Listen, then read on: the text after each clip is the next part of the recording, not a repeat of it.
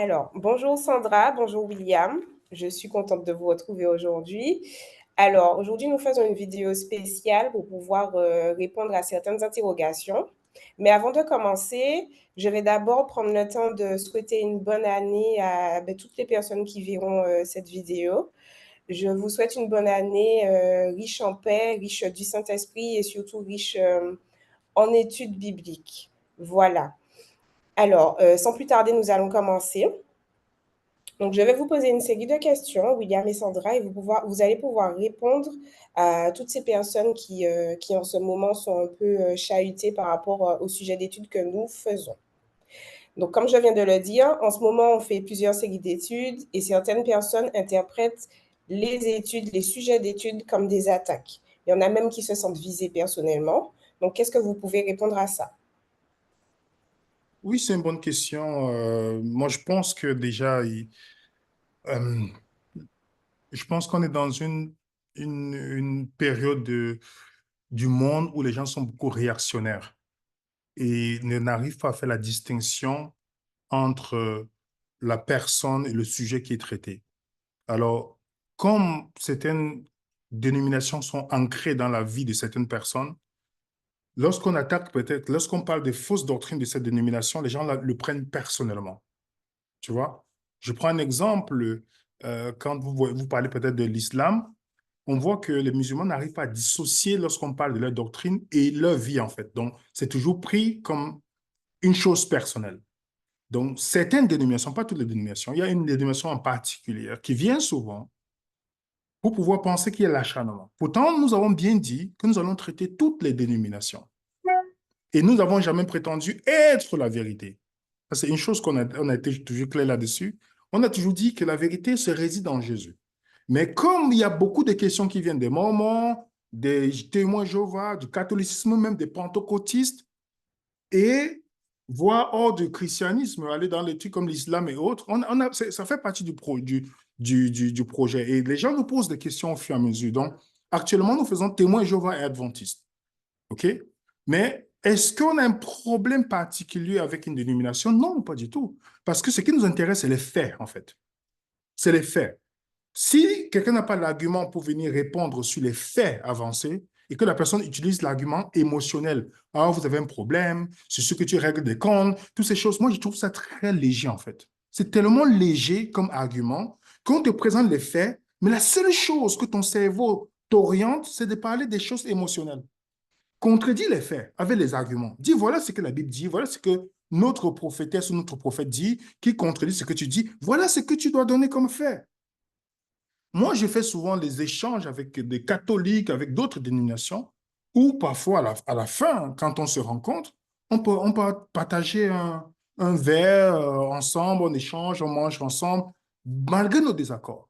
Mais en particulier, une dénomination, c'est difficile. Je ne dis pas qu'il y a des gens, il n'y a pas des gens qui peuvent le faire, mais il y a des personnes qui voient toujours l'attaque personnelle, au point où de prendre ça au point de ne pas t'adresser la parole, te considérer comme un ennemi. Je trouve ça comme des signes d'une maladie mentale. Parce que pourquoi je veux haïr quelqu'un pour une différence religieuse ou politique? Ça veut dire que, est-ce que quelqu'un me dit qu'il est de la gauche, de la droite, du centre, du milieu, peu importe, est-ce que le fait qu'il supporte un candidat va faire ce que je puisse haïr la personne? Ça veut dire que c'est ce que je suis, si mentalement j'ai un problème, soit je n'ai pas grandi dans ma tête, mais si tu es passé dans le cap de la maturité, je peux ne pas être d'accord avec ce que tu me dis, Emmanuel, mais ça ne me pousse pas à la fin être fâché contre toi. Ça veut dire que j'ai un problème. Parce que ne pas être d'accord, c'est tout à fait normal dans la société dans laquelle nous vivons. Mais de faire, tu vois? Donc pour moi, Ouais. ce n'est pas un problème personnel. Regarde bien quand vous parlez de musulmans, ils inventent toujours, dans les médias, on dit islamophobie. Voilà l'argument. Pour empêcher aux gens de parler de l'islam, on dit quoi? Islamophobie. Dans islamophobie, il y a le mot phobie. Oui. Le mot phobie, c'est la peur irrationnelle de quelque chose. Mhm. Alors, on est en train de dire aux gens qui critiquent l'islam sur les faits qu'en fait, ils ont une peur irrationnelle. Pourtant, leur peur est rationnelle. Lorsque nous faisons les présentations sur ces sujets que nous trouvons, c'est crucial pour le salut de l'être humain de connaître la vérité sur quelque chose. Ce n'est pas une peur irrationnelle. Nous présentons les faits sur des sujets que nous trouvons que si tu crois à ça, c'est très dangereux pour ta compréhension de l'Évangile. Mais on s'est fait la différence entre les gens qui appartiennent à cette dénomination et la croyance d'une dénomination. Nous faisons la différence. On le dit tout le temps dans nos vidéos. Donc, il n'y a pas de cible. Pourquoi ces mêmes personnes ne viennent jamais parler des catholiques? Pourquoi ils ne viennent jamais parler lorsqu'on parle de témoins Jéhovah? Ou quand on commencera les moments ou de l'islam, ils ne viennent jamais commenter pourquoi? Pourquoi ils ne viennent jamais? Est-ce qu'on a reçu un courriel de quelqu'un qui nous disait qu'ils ont le droit de critiquer, cette dénomination en particulier, ils ont le droit de critiquer toutes les dénominations, mais on n'a pas le droit de les critiquer. Est-ce que tu comprends la logique? Ça veut dire que vous dites que vous avez la liberté religieuse dans votre département de votre dénomination pour donner la possibilité aux gens d'exprimer même leur désaccord. Mais la seule, quand on commence à vous montrer que vous êtes incohérents, vos doctrines sont incohérentes selon la Bible, directement, on va vous empêcher de parler. Et qu'est-ce qu'on fait? On commence à... Quelqu'un m'a envoyé des messages que quelqu'un lui dit, des responsables de cette dénomination dit, oh, n'écoutez pas cette personne-là, il est perdu, il est ceci, c'est pas quelqu'un de fiable, toutes ces choses. Donc, voilà l'argument qu'on peut donner. Donc, il n'y a pas de cible. Nous, on reste clair sur les faits. Les gens, nous aimons, Dieu nous appelle à aimer tout le monde, même nos ennemis. On est d'accord, n'est-ce pas? Donc, il n'y a pas de cible. Voilà, on a des moments, il y a des témoins, je vois, ils ne viennent jamais pleurer ou faire, voilà, ou venir commenter avec les messages de haine. Pas du tout. Alors, j'aimerais juste rajouter à ce que dit William. Alors, comme l'a dit Emmanuel, ce sont de nouvelles séries qui actuellement choquent certaines personnes. Il faut savoir que nos séries sont basées sur les questions que nous recevons. Nous faisons des présentations je vais dire, euh, principalement sur les questions que nous recevons, sur vos commentaires. Donc, ce sont des réponses tout simplement à vos questions, à vos commentaires. Ce ne sont pas des attaques. On ne se réveille pas en disant, bon, aujourd'hui, on va embêter une dénomination. C'est vraiment pas ça. Vous nous posez des questions. Certaines personnes ont des interrogations. On nous envoie des mails et on rassemble toutes ces questions et on fait des partages, on fait des études par rapport à ça, on cherche des réponses bibliques par rapport à vos questions, vos commentaires, et ce qu'on vous amène, c'est uniquement des réponses bibliques, pas nos pensées, pas ce que nous, on pense du sujet, mais bibliquement, qu'est-ce qu'il est dit par rapport à vos questions. Donc, il ne faut vraiment pas vous sentir ni menacé, ni visé. On n'est pas là pour ça, ce n'est pas le but de venir raisonnant. Voilà. D'accord, merci pour la réponse à cette question. Alors, juste une petite aparté. Un petit aparté. C'est vrai que c'est moi qui pose les questions aujourd'hui, mais juste pour ajouter que effectivement, on répond aux questions que nous recevons et surtout, il y a une majorité de personnes qui font les études avec nous, qui suivent les études avec nous, qui viennent d'une certaine dénomination. Donc, effectivement, les questions seront très orientées par rapport à cette dénomination-là. Voilà, on va poursuivre notre interview. Donc, la prochaine question, du coup, qui revient, c'est est-ce qu'il y a quelque chose qui a provoqué ce changement d'opinion radical? Est-ce qu'il y a un événement qui s'est passé pour pouvoir produire une réorientation de la vision? Parce que c'est vrai que certaines de nos opinions, de nos études étaient orientées dans le sens de la fameuse dénomination. Et aujourd'hui, euh, la vision est tout autre. Voilà. Oui, il y a des points de changement qui arrivent dans la vie de chacun d'entre nous, ou quand on se questionne, moi, je suis quelqu'un depuis mon enfance, je suis quelqu'un, je me pose beaucoup de questions, en fait. Ça veut dire que même quelque chose qui peut sembler être une évidence pour des personnes, je vais toujours poser des questions autour de ça, en fait. Je suis constamment en train de me poser des questions. Donc, et étant né d'une mère musulmane, j'ai pris le soin de beaucoup étudier et de me poser des questions sur l'islam pour ne pas embrasser l'islam. Pourtant, Dieu seul sait que l'amour, cet amour que j'ai pour ma mère, au point de résister à ma mère et de dire, je ne vais pas être musulman. Ça m'a porté certaines personnes ou c'était mes choix, pas mon cheminement spirituel, à faire ce que certaines personnes, même de ma famille, ne m'adressaient plus la parole. Mais moi, ça ne m'empêche pas parce que je suis déjà dans ma tête, une fois que j'ai la conviction de quelque chose, je vais avancer. Si tant qu'on ne me donne pas un argument pour me contrarier, je vais avancer. Je pose toujours la question, est-ce que tu peux m'expliquer pourquoi mon choix n'est pas bon? Si tu m'expliques, je n'ai pas un problème de changer d'avis. Donc, quand je suis devenu chrétien et je fais mon parcours dans plusieurs dénominations, jusqu'à ce que je suis arrivé dans la dite dénomination, j'ai défendu même la foi de cette dénomination. Mes documents sont, j'ai donné des formations, tous ces points. Donc, et même quand cette dénomination m'a créé des problèmes en voulant me saboter, ça c'est quelque chose que les gens ne savent pas, même après ça, le fait de vouloir détruire ma réputation, j'ai continué à défendre les doctrines de la dénomination. Ce n'est pas comme si, quand ils m'ont attaqué, j'ai dit, oh, je veux me tourner contre. Non. J'ai continué à défendre pendant plus de 5 ans et quelques les doctrines de la dénomination. Et là, à ce moment, ces personnes ne viennent jamais parler. Tu vois? Mais un jour, dans mon échange, le premier point qui a changé, c'était d'abord sur la question de la dîme. Lorsque je me suis rendu compte qu'en fait, la dîme n'est pas biblique. C'est-à-dire que je ne dis pas que les gens doivent donner l'offrande volontaire dans leur dénomination s'ils veulent donner, mais d'imposer 10% aux gens et de leur rappeler que Dieu va les maudire, ça, ce n'est pas un procédé qu'on retrouve dans la Nouvelle Alliance. Voilà le premier point. Et puis, je me suis dit, mais si cette dénomination dit qu'elle est la vérité, comment elle se trompe sur cette chose-là? Et c'est resté dans mon esprit. Et ensuite, il y a la fameuse rencontre, vous vous rappelez, on a fait sur le sceau de Dieu. Sur le sceau de Dieu, où une des personnes qui travaille avec nous a été incapable de nous démontrer que le sceau de Dieu, c'est le sabbat. Mais pourtant, on avait donné les textes pour montrer que c'est possible que ce soit le sabbat. Avec les textes bibliques. Et la deuxième rencontre, la personne a fui. Elle n'a plus jamais donné un retour. On l'a appelé, il n'a jamais rappelé. Pour quelqu'un qui dit qu'il a Christ en lui, c'est-à-dire de gagner les gens qui sont perdus.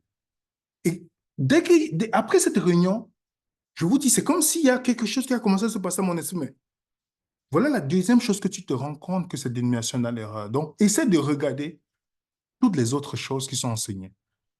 Essaie de regarder par toi-même, sans la vision extérieure. Un jour, dans ma recherche, j'ai commencé à regarder, j'ai commencé à relire les livres de ce prophète que cette dénomination met devant. Et je me suis rendu compte qu'il y avait des choses qui étaient incohérentes avec la Bible. Mais comme moi, je me tournais en disant maintenant, c'est la Bible dont je veux me consacrer. J'ai eu une discussion avec une famille de cette dénomination et un autre ami que lui, il n'acceptait pas cette prophétesse.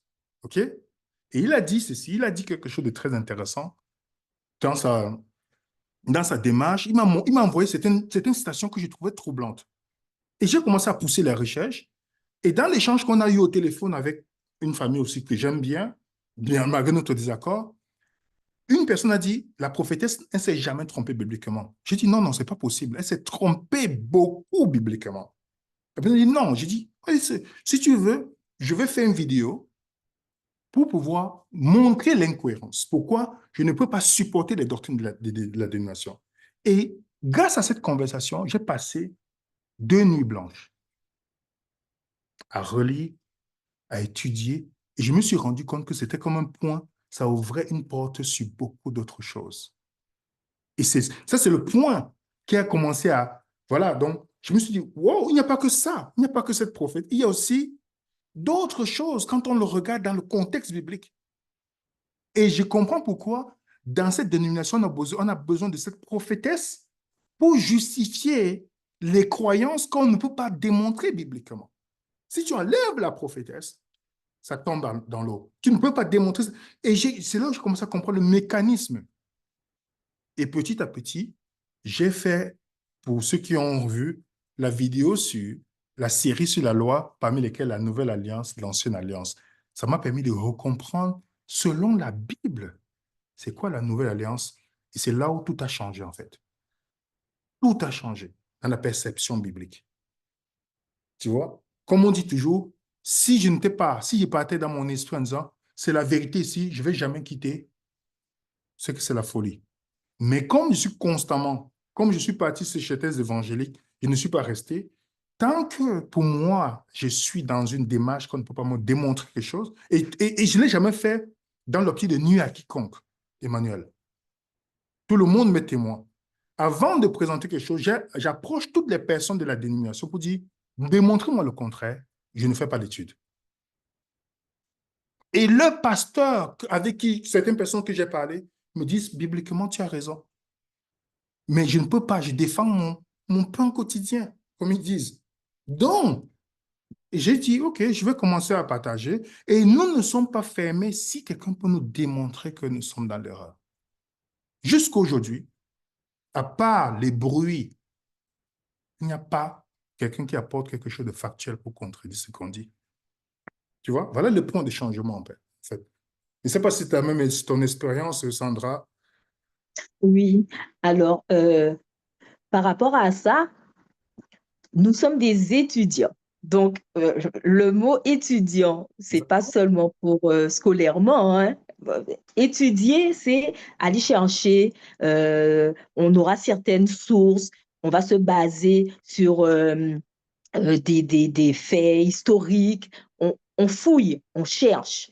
Mais ce qui fera, comment je pourrais dire ça, qu'on va retenir la recherche, qu'on va retenir les arguments qu'on aura trouvés ailleurs, ce sera si c'est conforme à la Bible. Est-ce que ça tombe en accord avec ce que dit la Bible?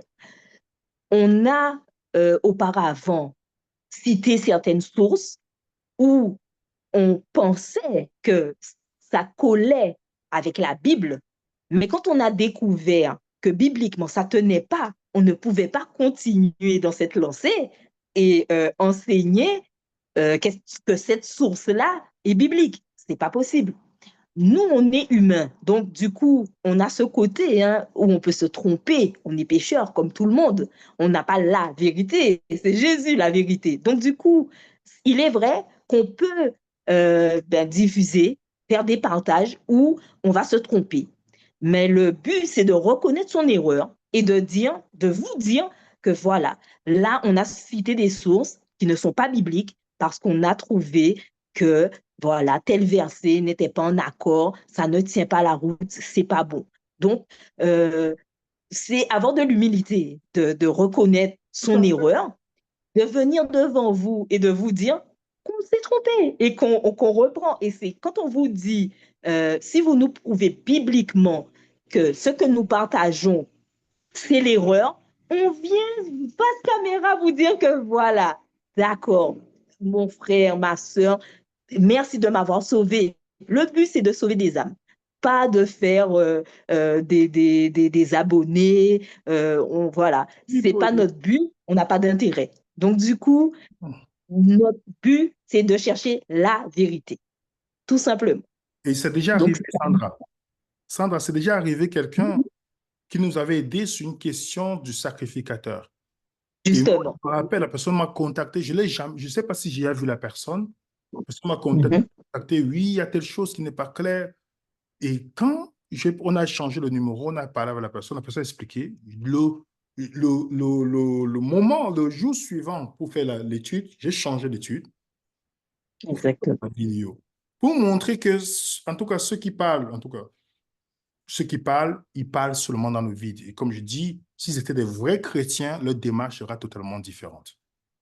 Exactement. C'est ça. D'accord. Alors, on va passer à la prochaine question. Donc, par rapport à certains commentaires qu'on reçoit, parfois même des mails, On ressent beaucoup l'attachement au pasteur, au leader de la fameuse dénomination. Et donc, du coup, la question qui se pose, c'est est-ce que c'est à cause de l'endoctrinement et quelle différence qu'il y a du coup avec une secte et le vrai christianisme? Oui, déjà, il faut comprendre que l'endoctrinement, comme tu l'as bien souligné, si tu veux reconnaître un endoctriné, il faut déjà voir sa réaction émotionnelle vis-à-vis d'un sujet qui touche sa dénomination. L'endoctriné, son cerveau est éteint complètement. Donc, il ne fonctionne que dans la vision de sa dénomination. Il n'est jamais sorti hors de là pour se dire, est-ce que je me suis trompé? Parce qu'on lui a dit tout le temps, c'est un mantra qu'on répète. Vous êtes la vérité, vous êtes le reste, vous êtes les meilleurs, vous êtes ceci. Donc, c'est rentré. Quand au fur et à mesure qu'on vous répète ça, c'est difficile d'allumer son cerveau. Donc, il y a cette réaction. Donc, ils vont défendre peut-être leur prophétesse ou leur prophète ou leur dirigeant, mais ils ne vont pas regarder le fait qu'on présente. Et une des choses avec ma petite expérience qui m'a permis de voir que les sectes dites chrétiennes, qui se disent qu'ils sont chrétiennes, en fait, elles ont l'apparence chrétienne à l'extérieur. C'est nous qui une apparence. Elles utilisent le nom de Jésus, mais ce n'est pas le Jésus de la Bible. Elles utilisent le nom justification de la foi, mais ce n'est pas la justification de la foi de la Bible. Et vous utilisez les noms, les thèmes que vous allez retrouver dans le christianisme, mais en fait, quand vous poussez dans la profondeur, ce n'est pas la même chose. Et l'une des caractéristiques que j'ai remarquées comme je suis en train d'étudier les témoins Jéhovah, les Mormons, actuellement aussi les églises, ceux qui disent qu'ils sont les Israéliens noirs, j'ai vu que ils ont tous un point commun, ok, de toutes ces dénominations. C'est qu'ils vont dire qu'ils suivent la Bible, mais ces dénominations ont besoin d'une source, une autre source d'autorité. Ils ont toujours une source d'autorité. Regardez le catholicisme. Vous parlez à un catholique, il va dire, je crois en la Bible. Mais il y a aussi les traditions des pères de l'Église et du pape. Donc, que si tu dis Marie n'est pas dans la Bible, il va te montrer dans les traditions. Donc, il a besoin d'une autre source pour justifier sa croyance, pas la Bible. Vous posez la question à un adventiste. Il croit la Bible, oui. Mais dans sa doctrine, il y a une doctrine consacrée à sa prophétesse pour que tu te baptises. Donc, pour justifier le fameux du 144, tu ne peux pas le démontrer selon la Bible. Tu ne peux pas démontrer selon la Bible. Les dates ne sont même pas d'abord vraies. Tu ne peux pas. Tu ne peux même pas démontrer que Jésus était dans... Il n'y a aucun texte dans la Bible qui dit que Jésus allait dans le premier appartement, il attendait du 144 pour aller dans l'autre. Plutôt, Pierre nous dit qu'après son ascension, il allait directement. Après son ascension, il allait directement. C'est répété dans la Bible. Donc, il aura besoin d'une source extérieure pour justifier. Donc, en d'autres termes, une caractéristique qui devait frapper tout le monde lorsqu'on vous venez dans une religion. Posez-vous la question, pourquoi les témoins auront besoin d'une source extérieure que la Bible? Pourquoi les adventistes? Pourquoi les mormons? Pourquoi les catholiques? Pourquoi certaines autres sectes religieuses ont besoin? C'est ça comment on reconnaît. Parce que si tu dis que tu es sola scriptura dit que tu n'as qu'une seule source infaillible en matière de foi et de vie chrétienne. La Bible seule. Si tu n'as pas que la Bible seule comme source d'autorité, tu n'es pas considéré comme sola scriptura. Et si Jésus s'est trompé, Emmanuel, il aurait dit, quand vous voulez vous baptiser, il y a une prophétesse ou un prophète qui va venir à tel moment. Jésus nous a dit, vous aurez le consolateur qui va venir. Il n'a jamais prédit quiconque. Il n'a jamais dit que vous aurez une autre source extérieure. Puisqu'à la fin des temps, Dieu parle par le Christ. Dans toutes ces dénominations, on a remplacé Jésus par quelqu'un qui a une autre source d'autorité. Ce qui fait que si vous démontrez à quelqu'un qu'il n'y a pas la Bible dans le Nouveau Testament, vous allez voir certains pasteurs de cette dénomination défendre ces questions, ils vont utiliser quoi, les citations de leurs prophètes ou de leurs prophétesses. Ça te montre déjà qu'il ne peut pas le démontrer dans la Bible. Pour moi, quand je vois leur présentation avec les citations de prophétesses, ça démontre seulement qu'ils ne peuvent pas. Et c'est ça que j'ai compris finalement, que c'est parce qu'il n'y a pas un argument biblique pour appuyer, ils ont besoin d'apprendre une source extérieure. D'accord, effectivement. Et ça, c'est vraiment la source extérieure. Sandra, est-ce que tu as quelque chose à rajouter par rapport à ça? Juste une toute petite intervention. Euh, Si on ne suit pas Jésus, si l'intérêt de celui pour qui on se bat, c'est pas Jésus, c'est qu'on est dans une secte. C'est tout. Voilà. OK. Alors, la question suivante sera directement visée. Donc, ce sera toi, William. Alors, on a beaucoup de commentaires sur ta façon directe euh, de dire les choses. Voilà, de répondre, de dire les choses. Certains ont du mal un peu avec cette franchise. Elles la trouvent même déstabilisante. Donc, est-ce que tu pourrais dire quelques mots par rapport à ça? C'est, je ne peux pas euh, éduquer les adultes. Tu comprends ce que je veux dire? Parce que si tu es un adulte, que tu es mature, tu vas comprendre que chacun avait sa personnalité. Toi, tu as ta personnalité, Emmanuel, que tu vas dire quelque chose, ça va peut-être sembler doux, peut-être Sandra ou Samuel. On a tous des personnalités différentes. Je ne vais jamais, en fait, dans mon éducation, je ne fonctionne pas pour plaire aux gens. Si quelqu'un ne veut pas m'aimer comme ça, c'est ton problème. Moi, je ne cherche pas que les gens m'aiment, en fait. Donc, si tu... Le problème, c'est que mon problème, c'est les gens qui parlent sur les commentaires. Je veux que tu me parles en face. J'aimerais que ces gens qui écrivent, qu'ils puissent s'asseoir, me parler en me regardant dans les yeux pour me dire ça. Parce que, à la fin, je dois chercher à plaire à qui? À Jésus. Est-ce que j'insulte quelqu'un? Est-ce que j'ai dit race de vipères? Dans la vie, il y a race de vipères. Votre père, Pourtant, le ouais. diable. C'est ma personnalité. Je sais que les gens qui ont un problème dans leur estime personnelle seront toujours complexés. Mon problème dans ma vie, toutes les personnes avec qui j'ai eu toujours des problèmes, ils ont un point commun. C'est les gens qui n'ont pas d'abord l'estime d'eux-mêmes. Quand il dit haine, ce n'est pas dans le sens que c'est l'éveil au-dessus. Non, ils n'ont pas d'abord l'estime d'eux-mêmes. Donc, ce qui fait que ma personnalité les dérange, simplement. Pourquoi est-ce que je n'ai pas ce problème avec toi ou Samuel pourquoi je n'ai pas ce problème-là? Tu vois? Est-ce que je suis méchant ou j'essaie d'être méchant avec les gens? Non. Je m'exprime comme je m'exprime. Est-ce que je suis parfait? Non, je suis perfectible. Mais si quelqu'un veut m'apporter une correction, montre-moi comment fonctionner. Viens me parler avec la manière. Si tu viens m'insulter, tu perds ton temps. Et je dis aux gens, ne gaspille pas ta haine pour quelqu'un pour qui tu n'es pas important. Parce que pour moi, je ne te connais pas. Donc, tu n'es pas important pour moi. Donc, tout ce que tu vas dire, ça tombe dans la poubelle. Je suis comme ça. Même quand je parle parfois, parfois les gens pensent que je suis trop sérieux. Et ça, c'est comme ça que je suis depuis mon enfant. Donc, quand quelque chose me passionne, je suis sérieux. Après, quand hors de ça, tu vas me voir que je suis comme, voilà, bon, déjà, c'est quelqu'un de très solitaire dans ma nature. Donc, c'est vrai que je ne suis pas celui qui va aller vers les gens, rire tout le temps, faire tout ça. Ha, ha, ha. Moi, je ne suis pas un rigolo, tu vois. Mais je discute avec les personnes. Voilà, mais quand on fait des sujets bibliques, j'essaie de répondre. Peut-être c'est comme ça ma personnalité.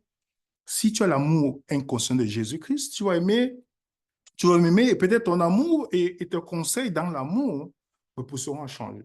Mais j'ai du mal à écouter les gens qui commencent déjà à me parler avec un manque de respect. C'est quelque chose que je ne tolère jamais. Ça veut dire que le fait que je sais déjà que tu as parlé mal de moi, à mon absence, si je suis déjà au courant, ça ne sert à rien que tu fasses la démarche pour venir me parler. Si tu ne résous pas d'abord ce que tu as fait avant. Ça, c'est une perte de temps. Si tu as déjà fait ça, ou si tu veux me parler avec avec un ton même mépris là, c'est fini. Ça ne sert à rien. Je t'ignore complètement de ma vie. Complètement. Donc, ça, c'est ma façon de fonctionner. Est-ce qu'elle est chrétienne? Il faut se poser la question. Est-ce que Jésus, parce qu'on a européanisé Jésus, oh, oui, cool, comme ça. Mais Jésus répondait aux pharisiens. Il dit, votre père, le diable. Il leur parlait. Je ne sais pas comment ils perçoivent. Est-ce que c'était méchant ce que je dis? Non, il a dit la vérité. Moi, je dis simplement, ça, c'est comme ça que je suis. Est-ce que je m'améliore? Oui, par la grâce de Dieu, parce que je suis perfectible, hein, étant pécheur que je suis, je continue à grandir, tu vois? Mais est-ce que je vais m'attarder sur Ah, il est dur, il est dur. Non, moi, je ne suis pas français, hein. Je sais que vous aimez tourner les phrases pour faire ceci, faire la politique. Moi, je ne vais jamais réussir en politique. Je le sais déjà. Je ne vais jamais réussir parce que je veux dire, si on a dit quelque chose dans la réunion et que je ne suis pas d'accord, je vais venir directement dire, ah non, voilà. Je sais que je ne vais pas réussir en politique. Donc, ceux qui ont la capacité, tous ces points, moi, je suis comme ça. Je suis comme ça. Donc, est-ce que je vais changer ou m'améliorer? Seul le Seigneur et ceux qui ont l'esprit de Christ pourront m'aider. Emmanuel, je me permets afin de rajouter quelques mots, même si la question était visée. Alors, c'est vrai que quand on reçoit les commentaires, on les lit, hein, les amis. Vous pouvez nous dire que oui, vous avez trouvé que cette tournure de phrase peut-être n'était pas adaptée. On l'entend et au contraire, ça nous permet de nous améliorer sur nos présentations, sur la manière de commenter, sur la manière de présenter. euh, nos phrases quand on s'adresse à vous. On est ouvert à tout cela, mais il faut que ça soit dans le respect, tout simplement. C'est vrai que des fois, on reçoit des commentaires, euh, il n'y a pas de respect, on sent que c'est une attaque tout simplement pour, euh, pour être méchant, tout simplement. Ça, c'est pas... Comprenez-le, hein, on est humain aussi, hein. Ça va. On peut avoir des phrases qui vont peut-être choquer. On peut l'entendre. On peut entendre que, bon, voilà, j'ai pas aimé cette phrase-là dans telle présentation. Euh, on peut l'entendre et ça nous aide à nous améliorer. Donc, ne vous sentez pas ne plus vouloir faire de commentaires, hein. Au contraire, moi, j'aime bien les commentaires. J'aime quand on nous dit ce qui peut être amélioré. J'apprécie ces commentaires-là. Mais il Mais y a des pas gens de qui le disent. commentaires pour critiquer tout simplement. Mais il y a Juste des une gens critique. il y a des gens qui le disent, il y a des gens qui, quand ils nous appellent, que ce soit Guadeloupe, tout ça, ou Martinique, Mhm. des personnes que nous savons que c'est des gens qui n'ont pas, ils sont pas instables émotionnellement. C'est des gens, quand ils vous parlent, vous savez très bien que c'est votre bien qu'ils recherchent. Et moi, Voilà. j'aime ces personnes-là. Ça veut dire qu'ils peuvent me parler, même si ça fait mal ce qu'ils me disent. Vous allez voir que je vais dire, je remercie. Comme récemment, un frère m'a dit, oh non, tu ne dois pas dire ça comme ça, tu dois dire. Et ça, c'est des choses que j'apprécie chez les gens qui sont stables. Tu vois, ne me parle pas avec les attitudes. Ça ne fonctionne pas avec moi. Je ne tolère personne sur cette terre-ci. Venez me parler avec manque de respect. Tu vas comprendre que je ne suis pas la bonne personne à qui. Moi, je respecte tout le monde, que ce soit un enfant, que ce soit un adulte, peu importe. L'âge ne te donne pas l'immunité pour que je te dise pas ce que je pense. Impossible. Je te dis ce que je pense, peu importe que tu as 100, 20 ans, 30 ans ou 5 ans. Et de la même manière qu'un enfant de 5 ans, s'il me reproche quelque chose, je vais dire, je m'excuse. Je n'ai pas de problème avec ça. Donc, il y a certaines personnes qui pensent qu'il y a quelque chose. Et en tout, je dis toujours aux gens, nous ne faisons pas cela pour de l'argent. Parce que si on faisait pour de l'argent, ou pour quoi que ce soit, ce qu'on allait satisfaire des personnes, on ne devait jamais changer s'il y a une chose qui on trouve que c'est faux. Ce qu'on ne devait jamais changer. On ne fait pas ça pour de l'argent. Donc, si quelqu'un pense que, oh, que comme c'est, oh, on ne va plus soutenir, venir, gardez votre argent. Gardez votre argent. Parce que nous ne faisons pas, on donne nos documents gratuitement. Il y a le travail qui est fait. Les gens savent combien de temps ça prend pour faire une étude. Ils ne savent pas. Ils ne savent pas ce que ça prend pour faire une étude. Donc, mais on est tous, on s'améliore au fur et à mesure. Si vous regardez les présentations qu'on a, on s'améliore. Et c'est ça la croissance dans le Seigneur. C'est ça la croissance. Donc, si les gens s'attendent à une personnalité qu'ils ont préfabriquée dans un carton en Chine, on a envoyé pour qu'ils peuvent. En tout cas, je ne suis pas la bonne personne. Je ne suis pas préfabriqué. J'ai ma personnalité, chacun sa personnalité. Et, et comme je dis, quelqu'un qui va dire, ah, je n'aime pas cette personne, elle ne change rien dans ma vie, en fait. Ça veut dire que je suis la mauvaise personne à qui vouloir faire les trucs, des déclarations émotionnelles. Je ne suis pas bon, je suis pas bien placé. Je suis vraiment déconnecté de ça. Déconnecté. Donc, que tu m'aimes ou tu ne m'aimes pas, ça ne change. Je comprends pourquoi Paul dit dans Galates 1, verset 10. Si je plaisais aux hommes, je ne serais pas serviteur de Dieu. Ça ne change rien dans mon état d'esprit. Donc, je peux marcher devant. Vous êtes 1000 ennemis comme ça, je passe devant vous. C'est comme si il n'y avait rien qui change dans mon esprit. Tu ne me parles pas du jour au lendemain? Dans mon esprit, je suis déjà. Donc, ça ne sert à rien. Ça veut dire que si tu veux que je m'améliore, viens avec l'approche que de quelqu'un de stable et tu me dis, peu importe, c'est pas dit que parce que je fais l'étude biblique, parce que quelqu'un ne fait pas l'étude biblique, je suis mieux que la personne. Non, il y a des gens, la plupart des gens qui me concernent, ils ne font même pas les études bibliques. Donc, tu vois, donc, parce que c'est des gens, ils ont une vision extérieure, ils sont beaucoup plus sages, matures, ils sont stables dans leur esprit, dans leur façon de fonctionner avec leurs proches autour d'eux. Quand je vois quelqu'un qui est toujours instable avec les autres, j'ai du mal à prendre le conseil de ces personnes-là. Mais quand je vois quelqu'un qui est stable, ça me donne déjà pour dire, oh, quand je vois la personne parler des autres, elle a une approche des autres qui montre qu'elle protège le nom de ces personnes à son absence. Donc, je pense que je peux être en sécurité vis-à-vis de cette personne. Et c'est simple. Tu vois un peu ma démarche. Oui, absolument. Alors bon, c'est vrai que c'est moi qui pose des questions aujourd'hui, mais je fais partie du groupe. Donc, je vais juste donner mon opinion sur la chose. Alors, si j'ai un conseil à donner aux personnes qui se sentent offensées lorsque que tu parles, c'est de se concentrer sur le fond, sur le sujet, sur le message et pas sur la forme. Je vais parler de mon expérience à moi. Je n'ai pas toujours fait partie du groupe Venir Rizono. J'ai découvert la chaîne et effectivement, j'ai découvert le franc-parler de William. Je l'ai découvert et en fait, par rapport à tout ce qui est communiqué, par rapport aux études, au fond du message, je ne me suis pas arrêtée sur la forme, mais je me suis plutôt concentrée sur la forme, ce qui fait qu'aujourd'hui, ben, je fais partie du groupe et lorsque William dit quelque chose qui pourrait offenser, j'essaie de comprendre tout de suite là où il veut en venir et c'est terminé en fait. Alors, ça pas m'offenser moi personnellement, mais lorsqu'il pourrait répondre à quelqu'un qui pose une question, par exemple, je me concentre sur le message en fait. Et parfois, je me demande si ce n'est pas détourner un peu le sujet parce que la réponse ne plaît pas pour pouvoir focaliser sur la personne et pas sur le fond du message. Donc voilà, un conseil que je donnerais aux gens, concentrez-vous sur le message. Si vous êtes sincère et si vous voulez avancer, progresser, effectivement, s'il y a des choses qui ne plaisent pas, vous pouvez le dire. On n'est pas fermé à la discussion. Donc voilà. Alors, on va avancer. La prochaine question, je crois qu'elle est aussi adressée à toi, William. Donc, c'est vrai que depuis que tu es sorti du système de cette dénomination, tu reçois beaucoup de menaces. Donc, comment tu fais face à toutes ces choses?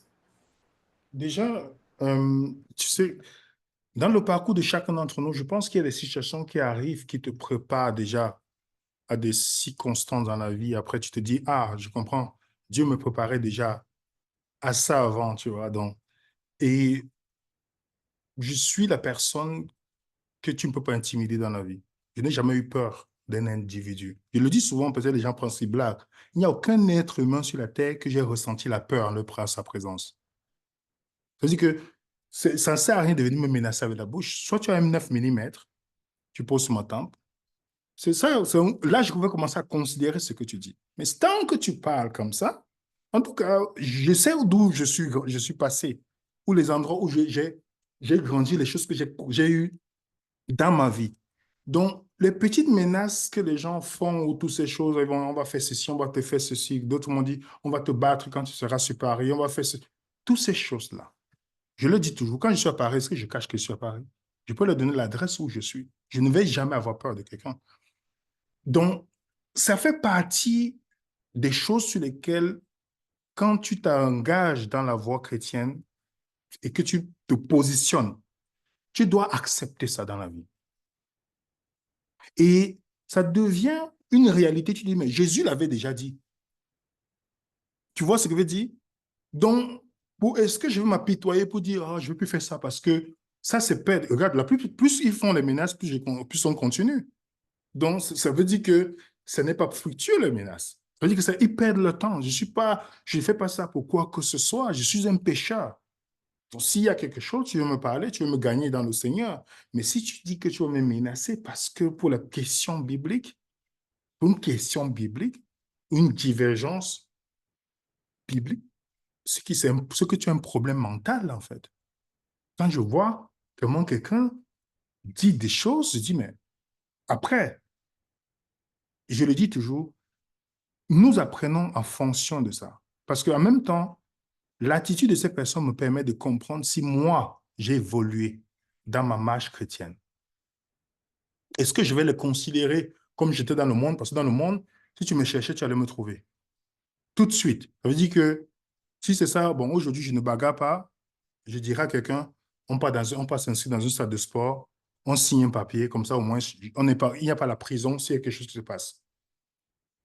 Mais comme on est chrétien, on passe à un autre niveau. Est-ce que j'ai grandi vis-à-vis de l'action de ces personnes? Est-ce que je vois que j'ai grandi? C'est ça mon questionnement. Mon focus n'est pas sur les paroles de ces gens-là. Mon focus, c'est ma réaction vis-à-vis de ces personnes. Et je ne dis pas que j'atteins la perfection, mais c'est le bon challenge pour moi pour chaque fois voir si je réagis comme je réagissais avant. Tu vois? Donc, c'est ça mon focus, parce que c'est leur réaction, c'est Dieu qui va dealer avec eux, qui va gérer avec eux. Je ne peux pas gérer l'émotion, ou les gens qui sont instables, ou les gens qui ont un problème avec eux-mêmes, leur propre identité. Je ne peux pas gérer ça. C'est des adultes, tu ne peux pas éduquer ces personnes. Mais je sais que je suis appelé à décevoir les gens. Quand vous prenez des choix dans votre vie, vous allez décevoir les gens. Mais est-ce que moi, j'ai grandi dans ma réaction? C'est ça la chose importante. Donc, si tu me demandes qu'est-ce qui se passe, comment on fait face à ça, pour moi, c'est voilà la vraie question. Quelle est ma réaction vis-à-vis de ça? Avant, je pouvais réagir. Maintenant, certes, je ne dis pas que je réagis totalement à la perfection tout le temps, mais est-ce que je vois que j'ai progressé, que j'ai encore des choses à progresser là-dessus? Oui. OK, gloire à Dieu, je continue. Chaque fois qu'il y a une attaque extérieure, je regarde plutôt ma réaction. Pas l'attaque des gens. Parce que tous ces gens-là, c'est le clavier. En face, là, la plupart, ils ne peuvent même pas me regarder dans les yeux. Ils ne peuvent pas me parler dans les yeux comme ça. Donc, c'est le clavier. Donc, si tu commences à mettre le focus sur ces personnes, tu vas perdre ton objectif dans la vie, en fait. Donc, grâce à eux, comme je dis, ça me permet de grandir et de me poser les questions si je suis dans la voie qui me permet de m'améliorer tous les jours. Tu vois? Oui, alors, si je veux parler d'une manière générale, hein, par rapport aux menaces, on voit que Paul nous dit que la mort pour lui, c'est un gain.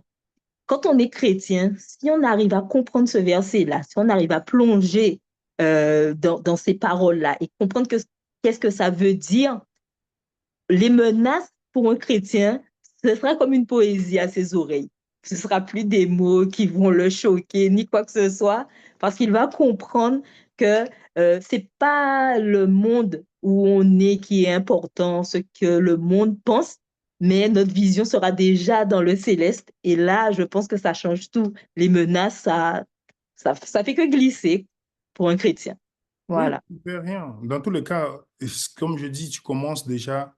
J'ai déjà dans mon état d'esprit que, parce que les menaces peuvent être, tu vois, d'une manière verbale ou d'une autre manière, ou peut-être utiliser des gens qui sont proches de toi pour te nuire à ta vie. Mais moi, je pars toujours du principe que je pense au pire scénario dans ma vie. Le pire scénario, c'est quoi? Est-ce qu'ils vont m'enlever la vie?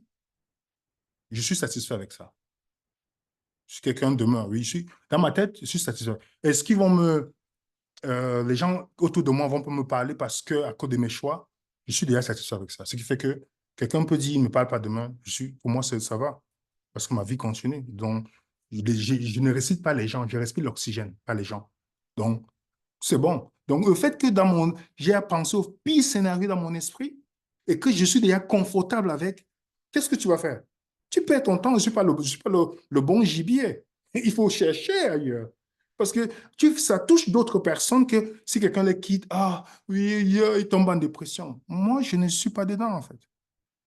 Je ne suis pas dedans. On m'a déjà acculé, que ce soit émotionnellement. On a déjà fait tout, utiliser les gens contre moi, me saboter. Quelle est la chose pire? Donc, dans mon esprit, ça t'entraîne, en fait.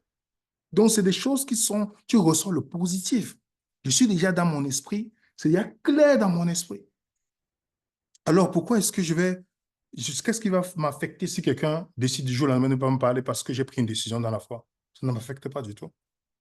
Ça ne m'affecte pas. Qu'est-ce que tu vas m'insulter? Ça ne change rien. C'est que tu m'insultes. Ok, j'ai vu les gens qui m'ont insulté. OK, tant que c'est verbal, c'est bon, mais ne me touche pas. Tu peux dire tout ce que tu veux. OK, c'est bon. Donc, comme je dis tout, c'est ma réaction qui m'intéresse dans ça, en fait. C'est que je m'assois le soir, je me pose la question, est-ce que j'ai réagi comme il fallait que je réagisse? Tu vois, quand tu fais ton bilan de la journée, est-ce que j'ai vraiment eu un bon comportement à ce moment-là, lorsque j'étais sous pression ou toutes ces choses? OK, si c'est mal fait, donne-moi encore la possibilité pour demain que je fasse mieux. Si je n'ai pas fait, voilà, si j'ai bien fait, dis, mais Seigneur, il faut encore m'aider parce que j'ai besoin encore de bien grandir. C'est la seule chose qui est mon focus à ce moment. D'accord. Encore une réponse en toute franchise. Et effectivement, ça montre bien que ton objectif n'est pas sur terme, mais Non, déjà dans le ciel. Donc voilà. OK. Alors, que pensez-vous des temps de la fin? Est-ce qu'il y a une dénomination qui détient la vérité et qui, elle seule, sera sauvée? non, pas du tout. Il n'y a aucune dénomination. Si on vous le dit, c'est qu'on vous a menti. Il n'y a aucune. Jésus n'est même jamais venu créer une religion. Il n'a jamais dit. La chose devait être très simple, Emmanuel.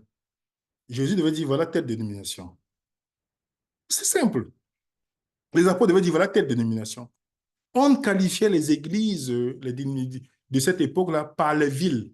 Quand on utilise l'Apocalypse, Thessalonique, tout ça, on n'a jamais dit l'église baptiste qui est à Berne, l'église adventiste qui est à Paris. On n'a jamais fait ça. C'était les villes, parce qu'on les identifiait selon les villes où ils sont, où ils se réunissaient, il n'y avait que des enseignants, il n'y avait pas de pasteurs, comme on voit aujourd'hui, donc, toutes ces choses-là.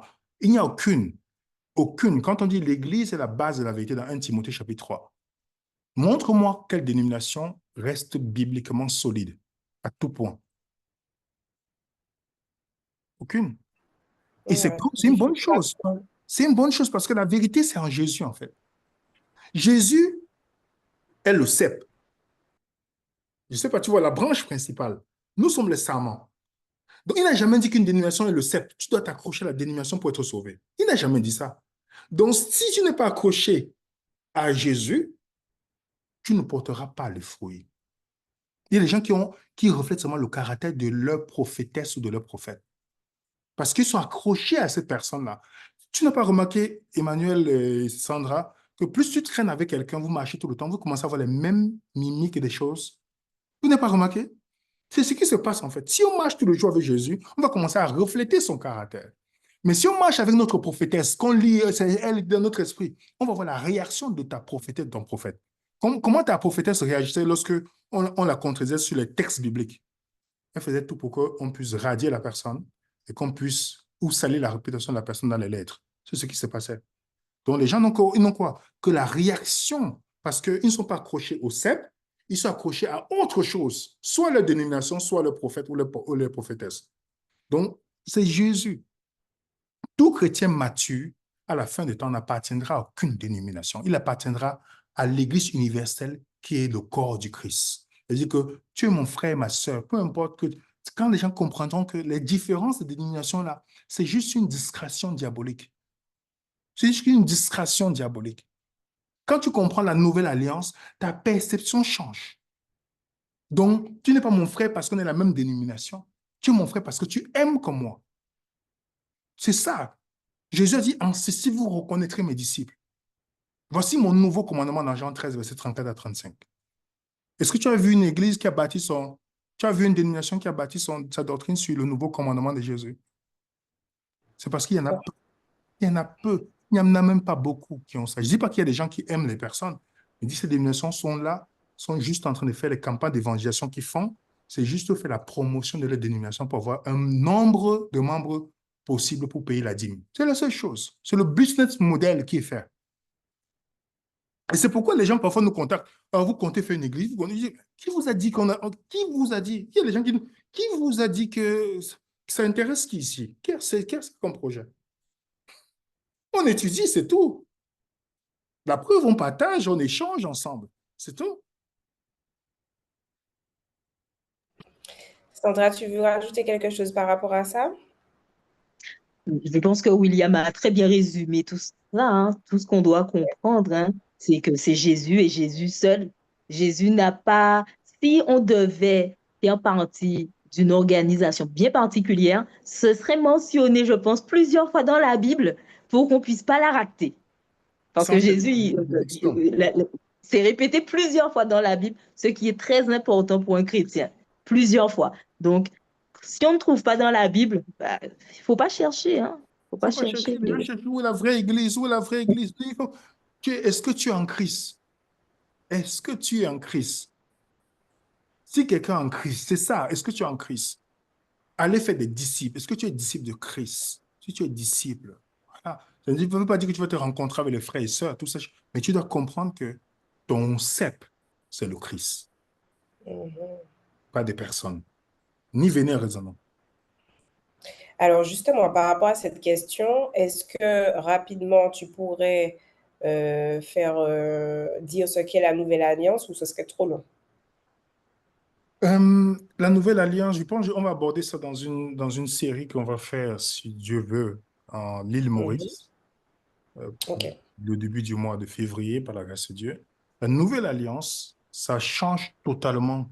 Avant, je ne comprenais. Je vous dis, c'est très important pour que les gens comprennent pourquoi est-ce que notre position, faites l'étude personnelle, sans vos prophètes, sans, prenez la Bible, commencez. C'est quoi l'alliance d'Abraham?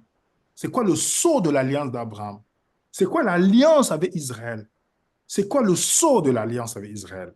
C'est quoi l'alliance, la nouvelle alliance qui est décrite dans Hébreu, qui est différente de l'ancienne alliance, totalement différente. Quand tu commences à comprendre cela sans toutefois avoir les oreilles, que tu respectes ce point de la Bible, beaucoup de gens comprendront nos positions à travers cela, en fait. S'ils veulent vraiment étudier ce sujet-là, ça va changer la dynamique de leur vision de la Bible. Changer complètement. Le chrétien, il y a beaucoup de chrétiens qui sont passés sous la nouvelle alliance. Hein. Ils disent qu'ils sont chrétiens, ils ne sont pas sous la nouvelle alliance. Et c'est pourquoi ils ont une conception biaisée de la Bible. Ils s'éloignent, ils vont demander la dîme, ils vont dire qu'il y a un prophète qui est dans le truc. Ils ont beaucoup de choses parce que c'est l'ancienne alliance sur laquelle ils sont accrochés, bien qu'ils disent qu'ils suivent le Christ. C'est ça. Non, Alors, est-ce que... Ah, je vas-y. juste rajouter. Désolée, Manuel. Oui, je voulais juste rajouter, je pense que la nouvelle alliance fait peur aux gens parce que la nouvelle alliance, c'est la liberté. L'ancienne, c'est la servitude. La nouvelle, c'est la liberté. Et je remarque que beaucoup ont peur de la liberté. Puis après, on va découvrir tout cela avec les études qui arrivent très bientôt. Ouais. Mais les amis, il ne faut pas avoir peur de la liberté. Hein. C'est ça. C'est ça. Alors, du coup, on poursuit.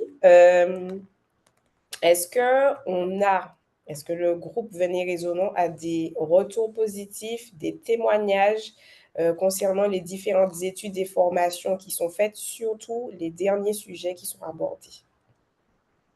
Tout à fait. On a beaucoup, beaucoup de témoignages et c'est l'une des raisons pour lesquelles on persévère. Parce que le nombre de personnes qui nous disent, parce qu'on s'attarde sur des personnes qui viennent faire le petit commentaire, toutes ces choses, mais le nombre de personnes qui nous écrivent nous dit, je sens un poids qui est soc, je suis libre. Je suis libre. C'est Christ maintenant qui est le centre de ma vie. Le nombre de personnes qui nous contactent pour cela nous montre que nous devons continuer par la grâce de Dieu.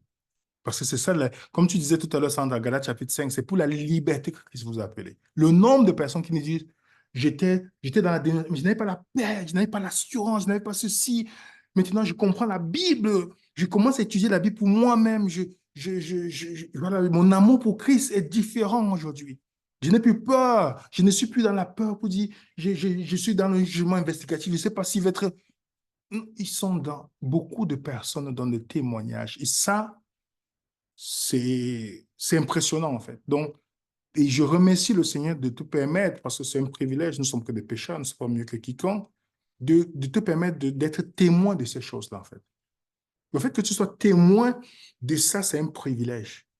De voir comment quelqu'un qui a fait 20 ans, 30 ans dans une dénomination, qui a grandi toutes des générations, finalement se rendre compte qu'en fait, il était endoctriné. Et que maintenant, un gros poids est sorti de sa vie, qu'il a une liberté que c'est un vent nouveau. Et j'ai dit à toutes ces personnes qui n'ont pas encore cette liberté en Christ, prenez le temps de vous poser des bonnes questions. Venez même avec vos questions, on échange, si vous voulez. Mais vous allez comprendre notre démarche. Sans juger, il n'y a aucune haine ou colère derrière. Pour comprendre, je comprends pourquoi Paul, une fois qu'il a découvert ça, il était tellement animé d'aller dire aux autres. Il dit, l'amour de Christ me presse. Il était tellement animé en disant, mais ça, c'est la bonne nouvelle. Voilà la bonne nouvelle, il disait à ses frères, la bonne nouvelle. Et en tout cas, je remercie le Seigneur pour toutes les personnes qui nous donnent le retour, que ce soit par message, que ce soit par email, ou les commentaires, que ce soit sur Facebook, dans notre page, sur Instagram, ou sur notre groupe Telegram. En tout cas, nous les remercions pour leur témoignage. Et peut-être un jour, il faudrait qu'on fasse un truc de témoignage parce que Ouais, c'est ça. c'est C'est énorme. C'est énorme. vraiment bien ça. Oui, alors par rapport à ça, euh, William parle de l'aspect émotionnel quand les personnes se sentent libres, mais les sujets qu'on a abordés comme la dîme, certaines personnes nous ont fait des retours, mais c'était vraiment alarmant. Comment ces personnes-là s'endettaient pour des dénominations, ne pouvaient pas subvenir à leurs besoins parce qu'il fallait donner et qu'elles ne trouvaient pas d'aide dans ces églises. C'est vraiment des situations catastrophiques, des familles qui se sont éclatées parce que voilà, la dénomination n'accepte pas que vous puissiez avoir une vie comme ci, comme ça. Ce sont les recommandations de la dénomination qui ne sont pas respectées. Il faut respecter les recommandations de la dénomination, pas ce que dit la Bible. Les recommandations. Donc, du coup, ces gens-là se retrouvent malheureux, démunis. Ces personnes-là se retrouvent dans des situations précaires. Et quand ils entendent ce message biblique où on te dit que ça, c'est pas Jésus, Dieu ne te demande pas ça, c'est pas le caractère de Dieu, Dieu ne fonctionne pas comme ça, ces gens-là sont libérés. Ils sont libérés et de recevoir ces messages-là, ça nous fait vraiment chaud au cœur. Et ça, je le dis toujours, c'est vraiment notre salaire quand on a ce retour. Parce que venir raisonnons, on est des bénévoles, hein, on n'a pas, c'est pas une entreprise. Donc, c'est vraiment sur notre temps. Et quand on a ce genre de retour, vraiment, ça nous fait très plaisir de participer à cette œuvre-là pour le royaume de Jésus. Ça n'a pas de prix. Vraiment, ça n'a vraiment pas de prix. Et je pense que c'est ce qui nous encourage à continuer parce que quand on reçoit des messages négatifs, on se dit, est-ce que ça vaut le coup? Est-ce que ça vaut la peine? Et voilà, ces messages-là, parmi tant d'autres, font qu'on se dit, oui, le travail, il est apprécié, il sert à quelque chose. Et ça, c'était pour la partie liberté, mais il y a aussi, on est des disciples. Donc, si on est disciple, il faut qu'on forme des disciples. Et c'est le but. Donc, du coup, on a ces retours de personnes qui, après avoir suivi des formations, ben, arrivent à franchir la barrière de timidité, franchir la barrière de, bon, je ne sais pas comment faire, et euh, ont des outils avec nous, ils apprennent à faire un document, à faire une présentation, à faire des recherches avec la Bible. Et par la suite, ils deviennent des disciples pour, à leur tour, aller et continuer la chaîne. Donc, ça résume vraiment le but de venir raisonnant.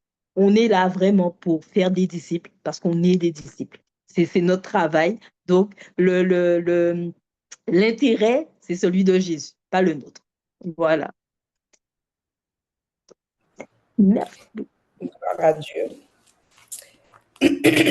Alors, pour conclure, du coup, cette interview, donc, la question que je vais vous poser, c'est quelles sont les missions de Venir et Raisonnons sur l'année 2025, les projets à venir et qu'est-ce qui sera mis en place? Oui, on a, comme toujours, on a des ministères avec lesquels on travaille en Afrique, dont on est dans les formations, qui vont dans les villages, toutes ces choses. J'ai parlé avec un responsable hier, il aura le temps de venir expliquer le nouveau projet qui consiste d'aller dans les écoles ou dans les endroits pour évangéliser, aussi dans les villages retirés. Donc, on a ça, il y a l'application qu'on doit terminer parce que avec le changement des techniciens, ça prend encore un peu de temps, mais on doit terminer aussi par la grâce de Dieu cette année. Et la mission principale aussi de Vénération sont de faire des disciples. Tu vois, on est sollicité pour faire des formations, mais on remercie le Seigneur de la dynamique qui permet d'abord de restructurer certaines études pour mettre les choses telles qu'elles sont, parce que nos études qu'on fait, c'est beaucoup plus, ça permet aux gens de pouvoir comprendre certains textes bibliques, certaines choses aussi évangéliser. Donc, mais cette formation-là n'est pas terminée. On doit continuer toujours et accentuer sur le fait de permettre aux gens d'être indépendants. OK? D'être indépendants. Ça, c'est quelque chose de très important. Et les autres missions, donc là, il y a les sollicitations dépendamment des pays, des sollicitations qui font ce que il y a des pays qui n'ont pas les moyens. Donc, quand les gens, en tout cas, nous prenons le temps pour remercier déjà toutes les personnes qui viennent souvent, peu importe, qui nous contactent, que ce soit individuel, que ce soit collectivement, qui nous contactent pour soutenir, qui pensent à nous de temps en temps. Nous les remercions parce que grâce à vos actions, justement, ça permet justement une diffusion d'aller dans les endroits qui n'ont pas les moyens par rapport à ça ou pour apporter les moyens dans En tout cas, je prends particulièrement ce petit temps pour remercier toutes ces personnes, que ce soit peu importe où ils sont, qui ont pris ce temps-là. Que Dieu vous bénisse abondamment. Et puis, voilà, nous restons à votre disposition pour toutes les questions que vous poserez. Ou voilà, s'il y a des gens qui veulent nous inviter pour une formation, nous serons bientôt à l'île Maurice. On a plusieurs pays à faire cette année, par la grâce de Dieu, en Afrique, que ce soit en Europe, pour faire des formations sur les outils bibliques. Donc, vous êtes les bienvenus. Vous nous écrivez un email.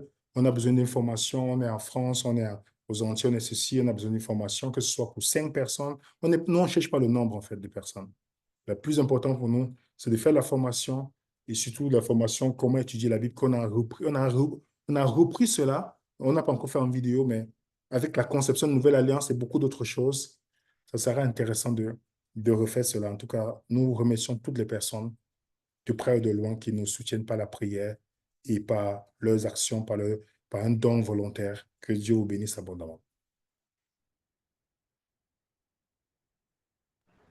Sandra, un petit mot par rapport au projet Venir au nom de cette année. Alors, William a tout résumé, hein, très bien. Merci encore, hein, merci parce que c'est grâce à vous qu'on peut ben, progresser, toucher des zones, comme disait William, qui sont reculées.